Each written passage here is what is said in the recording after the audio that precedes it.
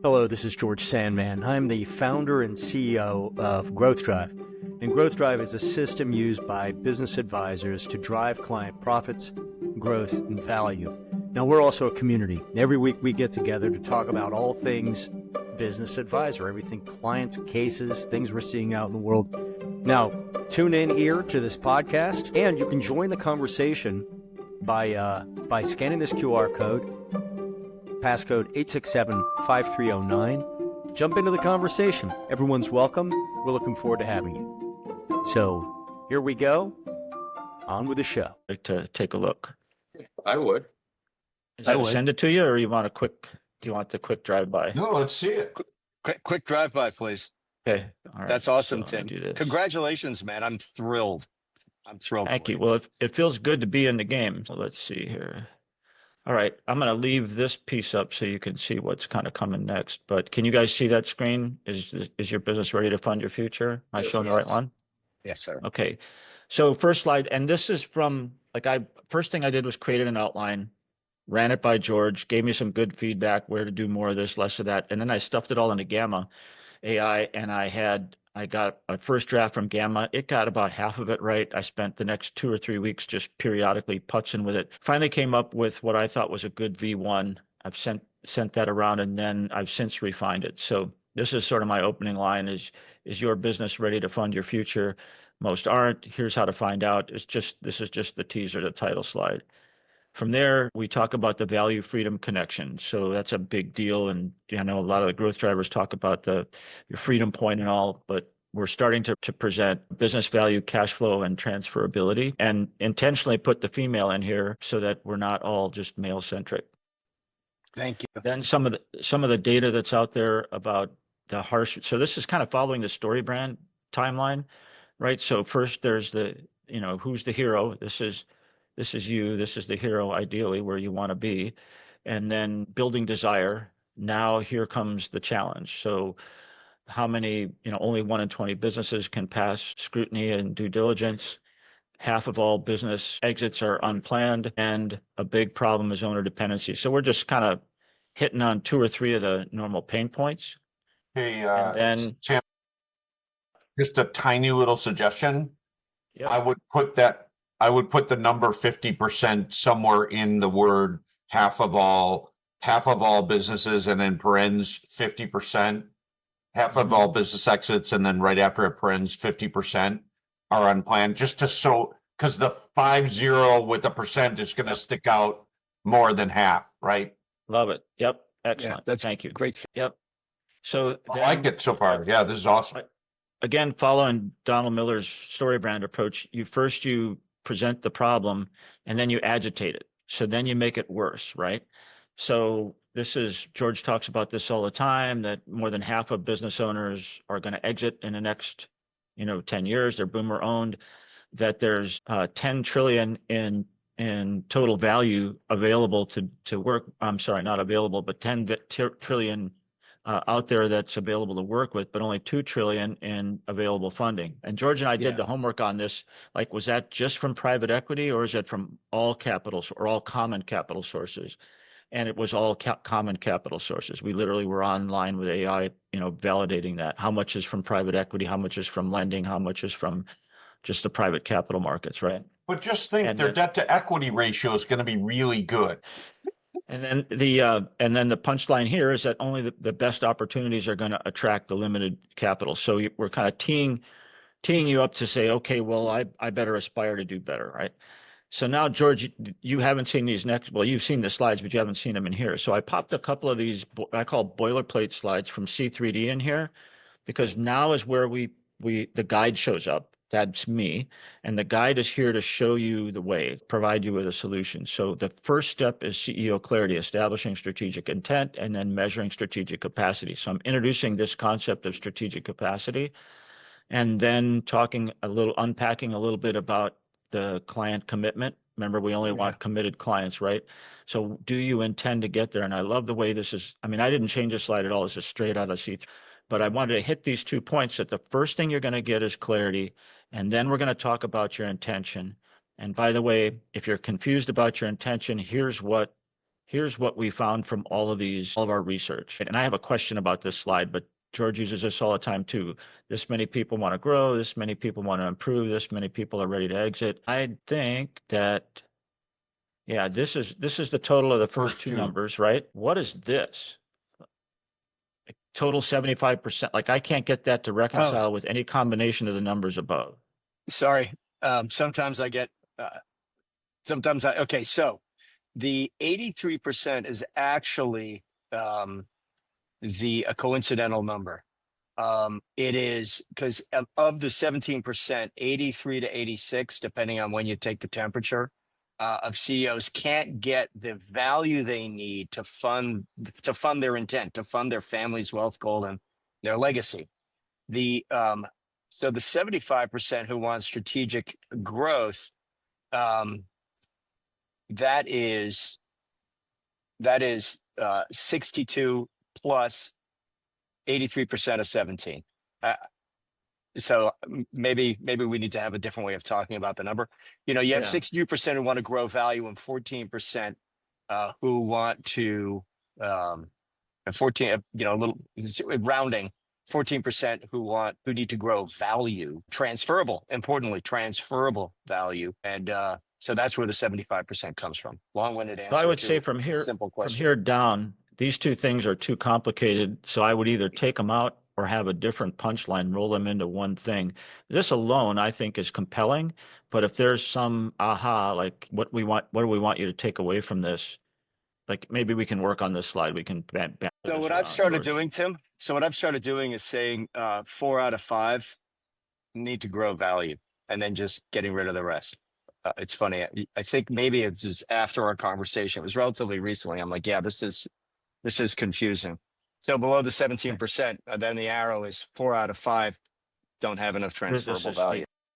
Yeah, they need to grow value. Grow transferable value, right? Transferable value, yeah. Yep. So then after those bullet points, like let's establish these things, I get into this slide, which I really like from C3D. So this is where we talk about the 3 dimensions of growth, and I don't dwell on it, and by the way, for each of the slides, you can see here, I made notes for anybody else that takes a look at this. So the next 5 slides are all going to reveal how to drive growth and value, and how growth drive itself approaches a clear path, or provides a clear path and the accountability to get there, starting with the 3 dimensions of growth. So the next 5 slides are part of a progression. So we talk here about unpredictable profits and cash flow, dimension 1, dimension 2, and dimension 3. And this ties in because this is the number 1 CEO goal here, which just comes straight off the prior slide. Then strategic capacity. So what is strategic capacity? In the simplest possible terms, like I stripped everything out of this except what mattered. I love showing the gauge. George and I went back and forth about how to display this, but the fact that this approach, the growth driver approach, boils it down to one number.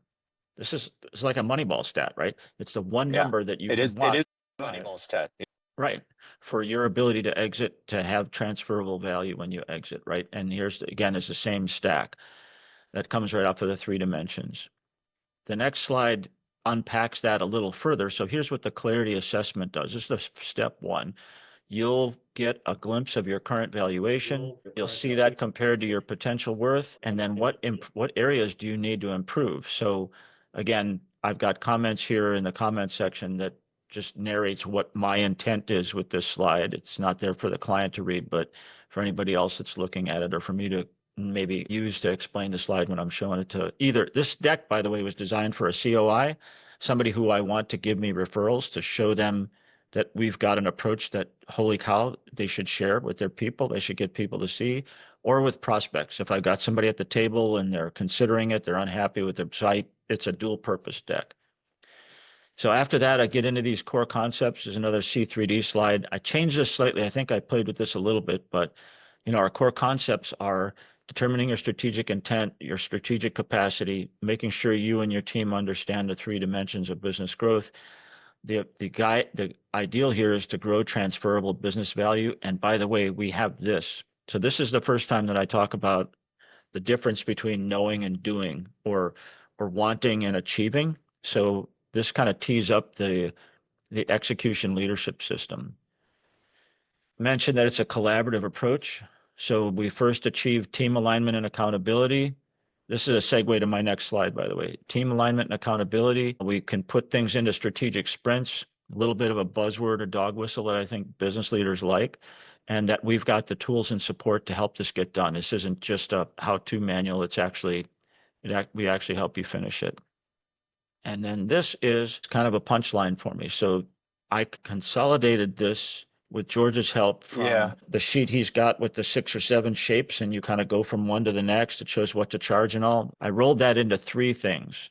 3s are easy to sell, and there's really 3 steps to our whole process: analyze, design, and execute, right? Yes. So it dawned on me that first we had analyze with the CEO, then we analyze with the team. And we can just show the team analysis to the CEO, or we can show it to the whole group. The next step is design. So we work together with the team to achieve one reality. This is with the software client I have this in front of right now. I've just talked to the CEO and the COO, and they're 2 different realities, right? Not to mention the rest of his senior leadership team. So this is where I could facilitate a workshop and achieve the team buy-in. The next step, if they want to keep going, these are all steps in an engagement, would be to create a strategic growth plan. And then step 3, if they want me to stay in, is execute to win. They can, at any point in this process, they can take over the wheel, or I can ride with them. So this is like the roll up of the whole bit. Here's what we can do. Final slide is this. So where to from here? This one I just created this week, George, where what now? Because if I just left them hanging here, now there's this awkward conversation where if I've got something to look at besides each other, I can say, okay, well, where to from here? The first step is analyze. We're going to achieve CEO and leadership team clarity. And this is the analyze. And so these are 2 focused projects. The next phase would be aligning the team to create a strategic growth plan. So that's rolling up the 2 steps in design, right? Which I repeated here. And then the third step is actually implementing the plan. And that's the execute phase. And that's a phased engagement to facilitate. I wasn't sure if I should use facilitate or co-pilot, rapid improvement of strategic capacity and transferable value. And that's I it. love that, Tim. I love that. Well done, man. I'm glad that it's pulling for you. Hey, could you possibly go back to the 3? I love the 3. That one. Yes. That one, analyze, design, execute. I'd just like to offer a comment, if I might. This slide, so Tim, you mentioned referrals, and referrals is a give and take, right? It's a 2-way street. What I'd like to point out in the analyze, design, we have an advisory spectrum, 1 to 5, right? 1 are talkers, 2 are educators, 3 are architects, 4 are general contractors, and then 5 are fractional. And our community is 2s, 3s, and 4s. This slide aligns perfectly with referrals around that reality, because that slide on the left, analyze, is really in large part about educating the client before we get into the deep analysis, clarity level 2, where we're really creating that common reality that gives us the data we need to create a plan to grow the business, a plan to make the business easier to run, a plan to maximize transferable value. And then execute, which is your 4. So we have the 2s, the 3s, and the 4 function well represented in this slide. It's really great. And if you would please send it to me, I deeply appreciate it. Thank you. As far as I'm concerned, this deck belongs to the whole group. So I'm going to put it in, I don't know where I should put it, circle or send it out to you, or file, put it in there or something. But as far as I'm concerned, take this and run with it. This is a resource for anybody that wants to tweak it for their use, or pull a slide or whatever. George, where I thought you were going with that when you first started talking about referrals, which struck me is that just this moment, is that if we're talking with referral partners during this process, all kinds of opportunities are revealed. Yes. Wealth managers, for investment bankers, for insurance companies, right? So in showing this to a COI, and I hadn't thought about that till the second, is to show them then that. So there are a few more slides here that I have as references. Tim, before we leave this one, just one visual comment. You're taking people through a step, and again, maybe you intended this, but my visual read on this slide is it's going to get harder and harder as it goes. Oh, interesting. Okay. I would align if I were doing this slide, I would align the top of the three things, the analyze the business, design strategy, and have the bottom be bigger. Just visually, it looks like it's, boy, I'm going uphill. I agree with that, Eric. That's a fabulous graphic, design comment, because what you're suggesting is changing it from looking like we're going uphill to communicating rightly that we are going deeper. Yeah. Yeah. No, Visually, right? Like, this is why I'm doing it. This is exactly why I'm doing it. And as far as I'm concerned, everybody's an advisor on this, right? Hey, Larry. Reinforce a point. This is excellent to meet with your COIs. I just reinforcing your point. I agree. yeah, Because well, love this. fit in together. Yeah, To say, hey, when I go about analyzing a business, there's incredible clarity that we seek and we gather. And that is going to lead a path to many of you, to you, depending what type of COI they are. I never thought of this that way in the past when you showed me this, but yeah, that's good. Thank you. You all just gave me. One last point is a lot of my interactions are not an opportunity to show a deck, even to a COI. It's an opportunity to show maybe one or two pages, slides. key slides. Yep. And this is absolutely one of them because our potential clients need process.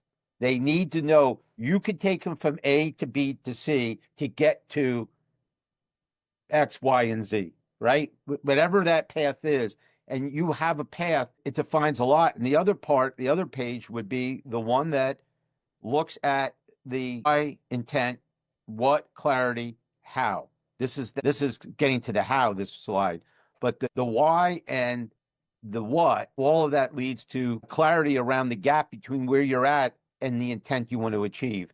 I think it could be done in a sit down when you're having a cup of coffee with an owner or even on Zoom in a couple of slides. Yeah. Well, this, what you just described, Larry, is that most advisors that are talking about selling something, whether it's online or live, suggest that you have a framework, real simple. And Growth Drive is no exception to this. Growth Drive has a framework with the 3 dimensions of growth. This is a framework for our 3-step process. So it's simple, like at a glance, here's what we do: analyze, design, execute. And we use that all the time, right? How many times is that mentioned in CD, right? Yeah. So because I anticipate the need for maybe questions that could come up while I'm doing the presentation or things that I want to show specific people. And Larry, you just gave me an idea of some I can add to this. After my blank, end, this is my signal to, I'm done. I've got some reference slides that I can go to quickly. So one of them shows a glimpse of inside Clarity 1. Another one shows a glimpse of what's behind Clarity 1 to Clarity 2. This is all teasing them to draw them into, down the slip and slide. Then I've got another slide that shows a sample timeline to improve key objectives, which I have a question about this morning. The dashboard report from Business Flow and the execution leadership system. And I'll show you those slides in a second. You can kind of see them coming up here. But the thing that just struck me is that I could add to these reference slides a screenshot of the equity value planner, protect value, right? And Yes. so if I'm sitting with an insurance guy, I can say, look, or a wealth manager, I can say, look, here's next, right? And this is not my sandbox. This is your territory, right? But I'm revealing this. And, I was thinking about using it to pitch marketing events and something, but I can add those. So let me just show you these real quick so I don't take up too much more time. So here's my glimpse inside Clarity 1. And so here's an example for Dimension 1, where we're talking about predictable profits and cash flow. The very first item is effective senior leadership. And these other ones are all just, equally important, but let's suppose you needed to improve. This is only partly true. You want to get better. Here's what we get to the next step. We break that down into more granular key performance indicators that we can actually drive. We can create projects to push these things up so that you get a better score here, right? So that's sort of Dimension 1, Level 1, and Level 2, if that's right. And then this one, I love this one from C3D. Is this 90? No, this is what we did before 90 existed. Shit. I But was this just is counting how on using this with a client. So, But this is how it plays out inside 90. And I think this is a better graphic representation of what that of 90's powerful platform allows us to do is to create sprints, assign accountability, and track progress. Yeah. I George, love I this. think it's very important because I look at 90 as a platform, but in the end, it is this that it has to spit out, which is the plan, the execution Yes. plan. Yeah. So Yes. I have a client call at 4:30 this afternoon, and I was hoping to use this slide with them. I have my assistant here trying to help me blitz through 90 to get to this slide, but you just told me it's not on that game board.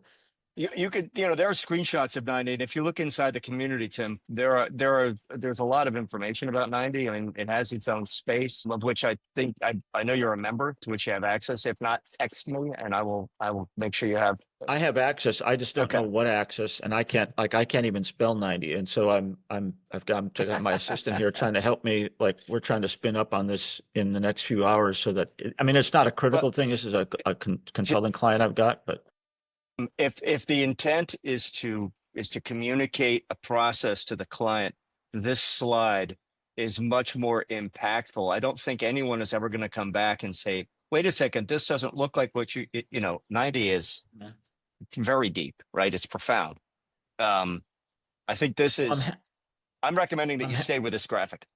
I'm halfway pitching him on using 90 to manage change and growth in his business. And they already use Jira. So it's an engineering firm, and they're already steeped in sort of process management programs. But I want to give the owner or the CEO something discrete to manage the change initiatives and the private improvement with his senior leadership team. So I'll figure something out. May I ask you a question, Tim?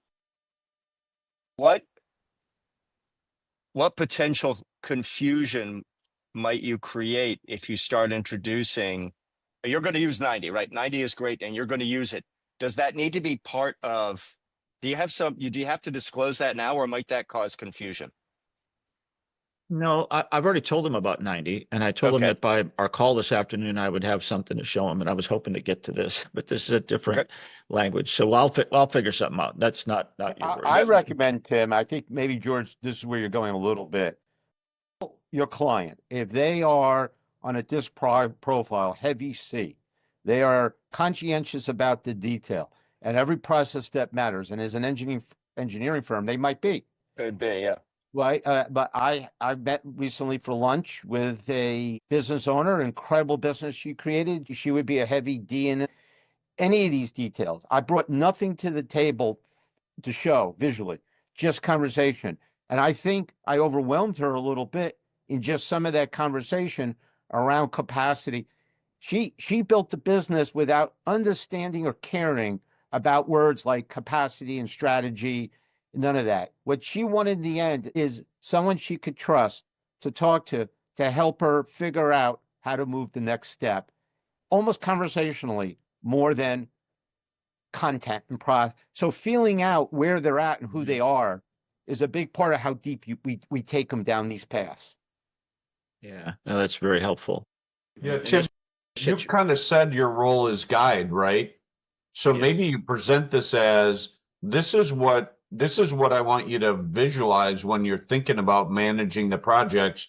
This is how it's going to play out. How the software does it is just a detail. It's just a tool. Yeah. I'm inclined to agree with what Eric just said. I think the 90 thing is, it's just a tool and another tool in a toolbox. The important thing is what you just went through. Very helpful. I mean, I can drum this up in Excel in a heartbeat. This would take me less than an hour to tee up, just as an example. The dilemma with this particular company, and they're an ongoing engagement of mine, I've had them for 2.5 years, but the team is pushing back that there's too much change, too much going on right now. And it's true. They've got 4 or 5 change initiatives that I've been helping, but they've got 4 or 5 more that have happened to them or that are happening. So altogether, people are confused and overwhelmed by how much change. So I'm working with the CEO to manage that change into like just quarterly limits. So this is what we're going to work on this quarter. So I've got his list of change projects, and we're trying to distill that into a viewing, like a mutual perspective that he can share the team. And so he can show them, okay, this is what we're going to work on this quarter, these two. So I'll work something up like this. And in the meantime, I'm trying to enable them to be my first 90 user, at least him and I, and then maybe eventually the team. So I'll be spinning up on 90 in the next few weeks. Tim, inside So- premium resources, there's a link to this spreadsheet. Okay. So you don't have to recreate the wheel. In Circle? Yes. Okay, that's cool. That's great. Thank you. All right, last slide I have is just this one, and I don't know whether I would ever need this one or not, but I grabbed it out of C3D, and it just, this is the first time we mentioned business flow and tracking wins, and this shows the weekly stand-ups. I think a lot of people are familiar with this. They've seen this kind of from EOS, but this is, again, it's another reference slide of how we demonstrating how we can help your team, your leadership team, make predictable progress with their march towards increased value. So that's it. Those are the references. I'm going to add the slides from the protect value and the equity value planner. Big question for you.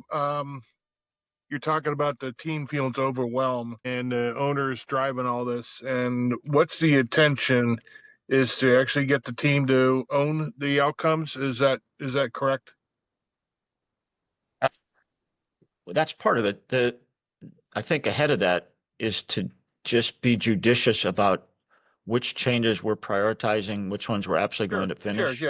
Yeah. Well, I don't think the that comes problem is that secondary. they've got, I don't think they're starting too many changes. I think they're not finishing enough is the challenge. Okay. And so we got to get some of So- these done and off the table.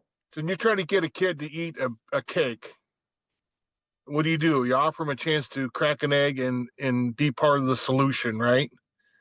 And so you're missing a step along the way, and you're kind of enabling the behavior of the owner who has, if you want to go fast, go alone. If you want to go far, go as a team. And so the owner is addictive to change, addicted to getting something done and feeling like, knocking it off the list. Well, he's going along without his team. So in the process, EOS process, or any inclusionary, that's what we're doing with the whole strategic leadership conversation, right? But you got to figure out a way that they're inclusive, cracking the egg, and whatever the outcome is. And when the noose gets tighter, right? So the goal or whatever project they said we're going to get done in 90 days, when that gets tighter, it gets tough. They've all had chance to get their input on that outcome. Mm-hmm. So that's really important that they feel inclusionary. Ultimately, the owner's going to make a decision. That's true north, and we're going that way.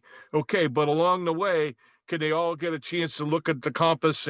But that takes time, and you got to buy time with the owner and kind of say, we need to be more inclusionary because the team is pushing back. So because they don't see how it's going to change their world and make it easier for them to do their job. And so we got to step back and say, okay, begin with the end in mind and say, we're going to make this easier for you to do. We're going to be some hard time, focus time, but ultimately we just can't stay where we're at, right?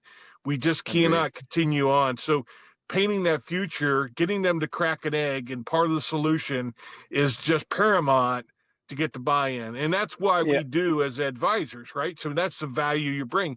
You can bring that disconnected third-party point of view in bring it in, and you can enter the danger zone with a plan. And so that's what we're doing. So that anything along the way to help you that, because the EOS is really important, because then those KPIs you just identified, those are the ones that we're checking on a weekly basis, the right numbers.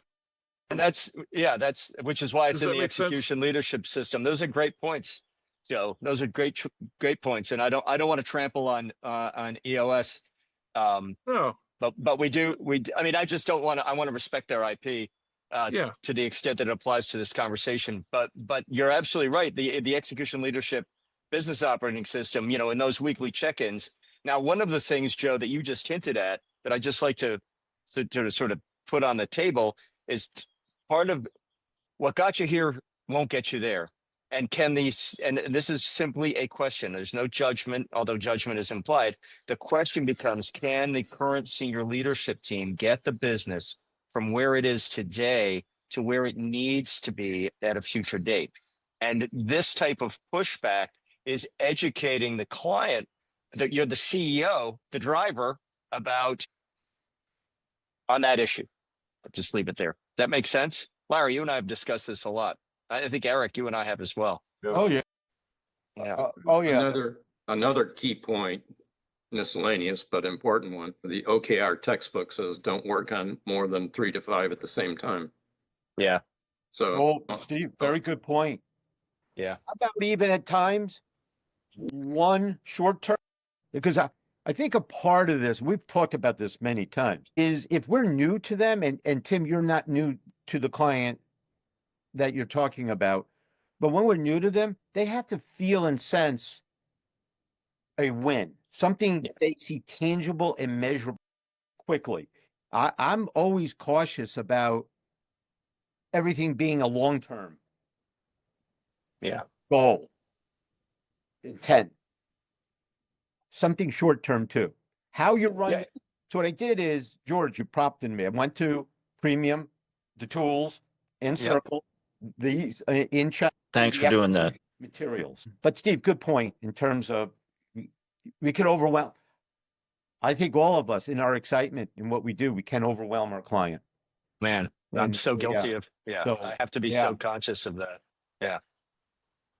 Yeah, no, all great great point. reminders. And Joe, I agree with 100%. I mean, part of the doctrine that I use with my book and what I'm working with people on is that people support what they help to create.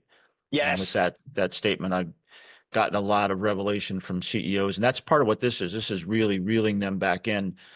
They haven't, I don't want to say they've initiated all this change on purpose to create chaos. He isn't one of those CEOs that is always stirring the pot. It's just kind of happened. A lot of it's been spontaneous. Some of it's been intentional, and some of it's out of need, whatever. And so I'm trying to help him do exactly what you said, simplify it, no more than 3 or 4 at a time. And let's figure out a way to get them done. It's a high value thing that you're talking about doing, Tim, which is regulating the fire hose, right? Yeah. Right. We all get hit by the fire hose in aspects of what's going on. A huge value you can provide for a business owner is helping them regulate that fire hose so they don't feel overwhelmed. Right. And that's going to add a lot of value. I want to go back to your deck, not showing it, but I'd love to look at it again. But just a couple of comments. One, that is outstanding work, Tim.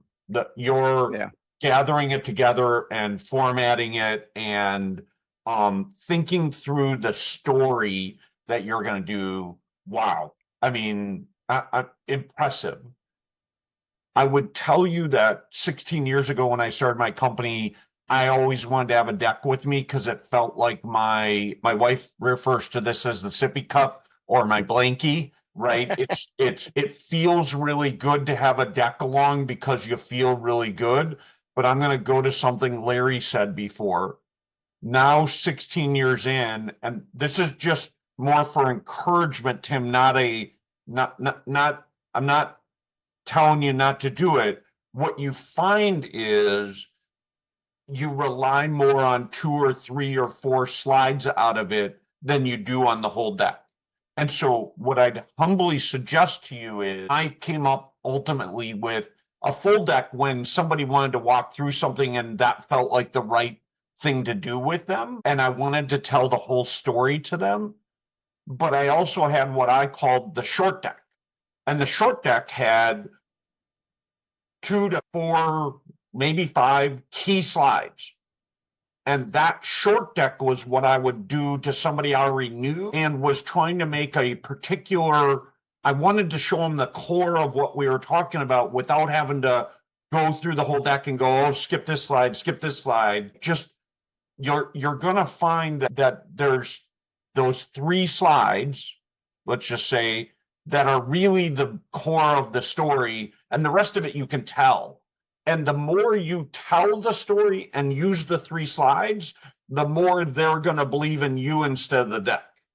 Right. And so I think the deck is awesome, Tim. And the effort of you developing the deck is a good thing. And it's a good tool for you and others.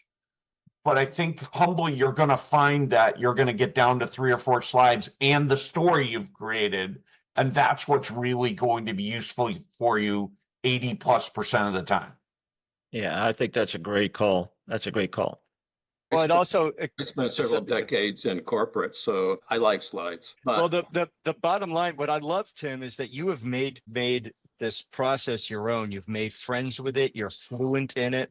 You can explain it. You can pick it up at any point. And the exercise of writing the one pager, writing a condensed deck, a condensed story, really, how do you feel like that has changed your confidence discussing Yeah. what you're doing? Oh yeah, no question. I mean, and this was brewing before I did C3D, but it was incubating all the while I was doing it. My goal was to limit it 10, 12 slides max. Like anybody can make 30 slides in a deck, right? But like, who was it? Abe Lincoln's? I don't remember. Somebody said if you. It was Samuel Clemens. If I'd had more time, I would have written a shorter letter. two more comments. One, read the audience. Yep. Yeah, always. Yeah, And good one, Steve. Then two, you've intentionally followed the Donald Miller StoryBrand script. So if you go down to 3 slides, then you're going to be missing something here. I don't know if it's possible to do this, but maybe there's a way to get into the StoryBrand script with 4 slides. I'm just, Yeah. I'm wondering. And there's a strategy that I often use, which is, I may have 30, 40, 50 slides. I either stop using them or cycle through them pretty quickly as I'm talking through the story. But the reason that whole deck exists is that I can then ship it to the audience and say, here, this is so they can go back and look at their touch points. Yeah, the story Steve, works really well when you want to give somebody the whole story. Your deck will work really well because it'll walk them through it without them having to have you sitting there telling them the whole thing, right? Yeah, because they'll use the deck to go back and validate.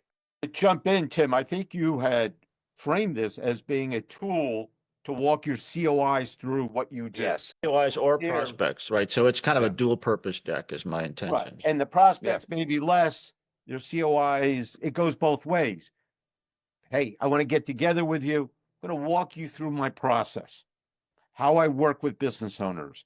And in turn, I'd like to have you do the same with me so I could understand your process. And that's what I'm doing now when I have interactions with my COIs is if I want their time, they need my time, and I want them to come prepared. So I developed the COI dinner group, and now we're really developing a camaraderie, but also understanding each other. And Claire, the last time, she's at Wilmington Bank. She runs a whole large private bank, and she brought handouts and walked us through who's their client, how they go about doing what they do. I have the handout right here, plus other materials. And what we do at dinner is every one of us is given 15 minutes to do exactly what you've created, Tim. Yeah. So I now walk away. I know exactly these are the people I sent to Claire. Mm-hmm. And Claire saw her recently, and she said, Larry, I'm formulating a couple of connections for you because I did, Tim, what you did. I didn't have slides. I verbalized it. I should have had some handouts. And now we're really connecting with their COIs. Last point, because I believe, and I've learned this, unfortunately, we all have good intentions when we meet people in our network, but a lot of people walk away with good intention, but unsure of how do I bring Tim in? How do I bring Larry in? How do I bring Steve in and when? And so we need clarity for them. That's a great point. Client says, and this, think me. Yeah. Mike would be proud of that. Make it easy for them, right? No calories. Yeah. Like zero calorie referral. And Steve, thank you. When you brought it back to Donald Miller, I realized that I'm missing the happy ending slide. Right. Yeah, you are. Which is where George is off to right now. Happy ending with the CPA. So yeah, I got to drop off, guys. Okay. I will, of course. Thanks, guys. What a great conversation. Thank you so much. Yeah. All right. Have a great day, guys. Yeah, Tim, just to go full circle, awesome job. Like this really, really cool deck and the work you put into it. And that work isn't in vain, even if you don't use the whole deck all the time. the work of developing the story by going through the deck assembly process is the story is the important thing. How you deliver it might come in 3 or 4 different versions, right? Yeah, it's really helped me to consolidate my thinking. It's already Yeah. helping me when I'm having just the ad hoc conversations with people. Yeah. But where's the best place for me to put this? Is it maybe who knows Circle best? Where can I put this where it's a resource? I would send it to George's. Yeah, I would send it to Catherine and let her put it in, right? Like All right. that's what I do. Okay. She'll put it in the right Sounds place, good. right? Yep. Quick question for everybody. I'm at a point where I'd like to start offering some proposals to do the team clarity exercise or the alignment, like the team alignment exercise. Did I hear in C3D or somewhere in our conversations that there's some sample proposals already in Circle? I mean, I can chin them up from know scratch, about but sample proposals. There could be, and only Is George it- would probably know that. all right. I did one earlier this year, and it was great. All right. It really No worries. new report. Is that what you're referring to? Yes. Okay, Yes. but Yeah, so- we're a group, and it was 3, the owner and 3 co-owners. They each took Clarity. They each took Clarity 1, and we had a truly robust. They're already a client for years. But we've never did this before in this way, and we had a real robust conversation where they see the world the same way, where they see gaps, but it's not just where they see the world the same way. Where they see the world the same way, scoring higher, and where they see the world the same way, where they're scoring lower, and where are their gaps. And then I facilitated an ownership conversation around it. Now, it's already in my retainer, so it wasn't, I didn't propose it, price it. It became a part of what I did in the monthly flow. I'll do a little digging. I don't remember if it was George or Andy or somebody mentioned them, so I'll see if they're there, No, I'll no. find them, and There are and I'll share them. proposals. Yeah, and we can also do what Eric does and have people for that. So I can reach out to Catherine and see if she knows where they are. Yeah. So along those,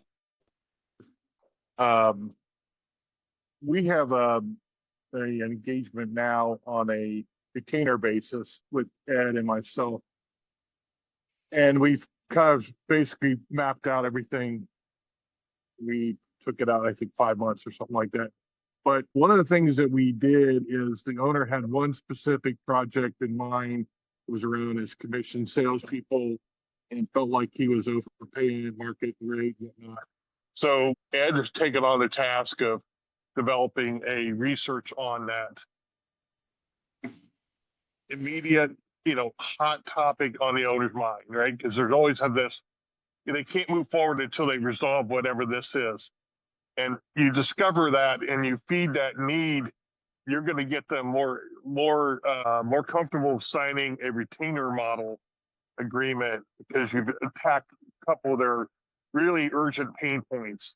They know it's not right, but their current staff can't assemble enough time to get it done, and they need an outside person maybe to mediate the solution. So just think about that from a micro project level to kind of get that easy, tee off the ball. Sorry about the noise in the background here. But just how do you blend in the urgency, something quick and a quick win to keep the momentum going. So it's usually what's on the CEO's mind that he just can't let it go until he gets a resolution. Got it. Thank you. And thanks, Larry, for sending these links. It's saving me a lot of digging around time. Well, I gotta be honest, I didn't know that in Circle, he had all these tools in one location until today. I didn't. And it's really good. Yeah. I would We recommend got to do one of, I propose that one of these calls, we sit down and have George walk us through what's in that. That would be, I think that would be a great exercise for us, but also people who look at these, right? Like, I'd like to understand my way around a little better in there because I just haven't spent the time, and it would be in the process of going through things, we both learn things that we don't know are out there, but it would bring up topics of discussion, right? It would be a great way I to have agree. it. In the summit, and in doing that, there will be on Tuesday, I think afternoon, there will be tracks in 2 rooms. You could choose which track. I'm not sure if I got on late today, if George talked about it, which No. discussion you want to be a part of. Yep. So the future of the growth advisory might be one of those. Or use of circle, but just thought what you just said, Eric, but George and I think about is the new tools. Not clarity 1 and 2. We're we're not touching that. That's too fundamental. We're talking about all the new tools he's created. And we're going to have tracks where it'll be facilitated and the focus will be discussions at the table around whatever that topic is. And they're going to be panel Right. discussions as well. It's very exciting. Put Yeah. Good. heck of an agenda. 2 things, Eric. I think your idea is a great one because Circle is like a shopping mall, right? And you're coming in with no directory and you're just supposed Yeah. to find shit in there, right? And like, where is it? And like, and when you add the LX Council Circle and other circles, Would- like I'm just like Even overwhelmed. occurred to me that there might be proposals in there, or, you know, like, I wouldn't have thought to go in there, right? The other thing, Larry, I think we might have talked about this with you on the committee for lining up the agenda, but when I talked with, I forget our guy's name from 90, that the guy who's George has on the calls and stuff, but he was asking for something too after one of his demos. And I said, could you do a demo could you have a workshop at the conference, show us how to use 90? Like if you're a rookie, you could become a basic user or whatever. So he thought that was a good idea, but I don't know whether that's come into anything. I think the way we looked at it is there might be not one of the choice sections. We might, recognizing the importance of execution management, it might be an entire panel discussion and then like a whole longer session with everyone.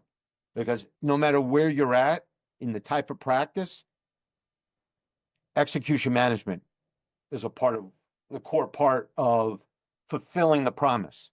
And I think we looked at it. I don't have it memorized. George has the latest version. Is a panel discussion on execution management and then the workshop on it. So rather than it being just 90, so anything that's very content specific, 90, clarity 1, clarity 2, use of AI probably would be webinars en route to the summit so that we establish a fundamental base knowledge for everyone going in.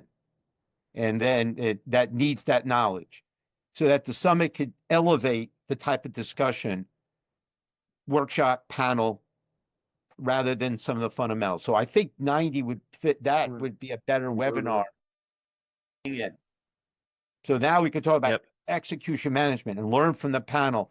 An Eric type, a Tim type, a Joe type, all different at the panel, learning about execution management from your perspective, and then workshopping best practices and tools from the community and from Circle that fit that discussion on execution management. I think that's how we're looking at it right now. Yeah. Sounds great. Yeah. The thing I love about that also, Larry, is, you know, it just reminded me today, Tim, you're really good at visually thinking about the story and things like that. And I'm more, I just want to talk about it, right?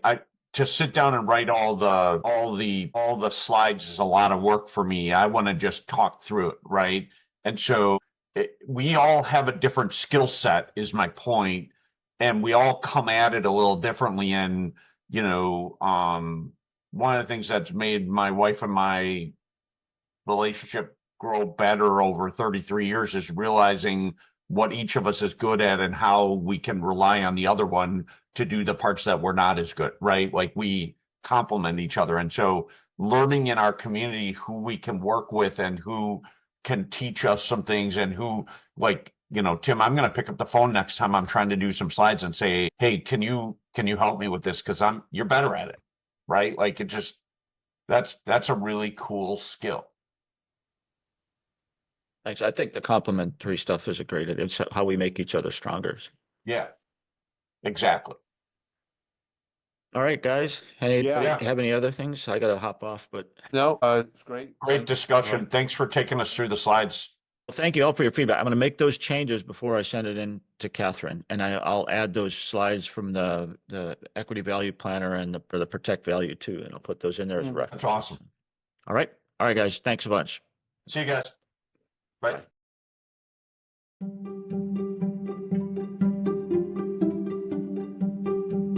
This episode is brought to you by the Growth Drive Summit. Our theme this year is building a profitable advisory business.